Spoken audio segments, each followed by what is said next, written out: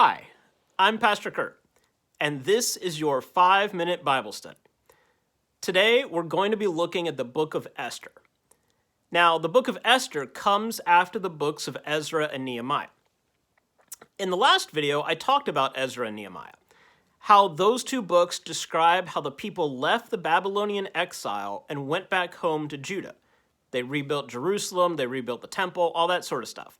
And they were able to go back home because the Persians conquered the Babylonians. And the Persian king Cyrus basically said, I just don't want you people around here anymore, just leave. So they were able to go back home. One thing to remember, though, is that they were in exile for a long time, around like 50 years or so. So that is all that some people knew. Some people were born in exile. This was their life. This was their home. So when they were told to go back to Judah, some people didn't go. When we get to the book of Esther, we hear about Esther, who's a Jew, who's living under the rule of the Persian king.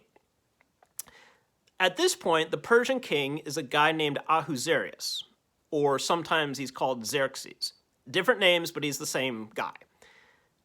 In the story, it begins with the king demanding that the queen come into his presence.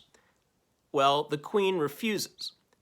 And the king gets so upset that he says she can't be queen anymore. If she's not going to obey him, she can't be queen.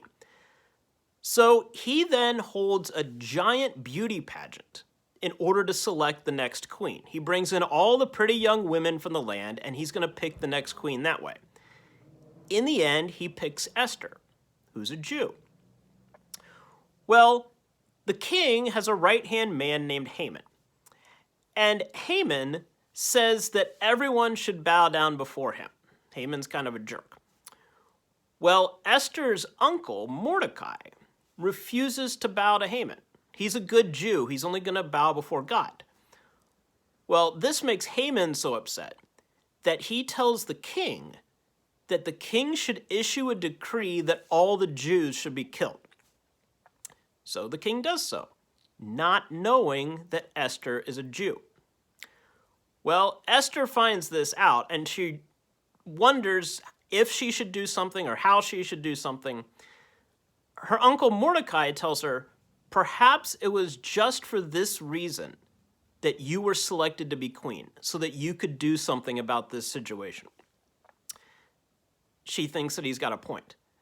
So she holds all these different banquets and basically butters up the king and tells him that she's overheard this plot. And she reveals that she's Jewish. The king then, in order to protect Esther and the Jews, then executes Haman.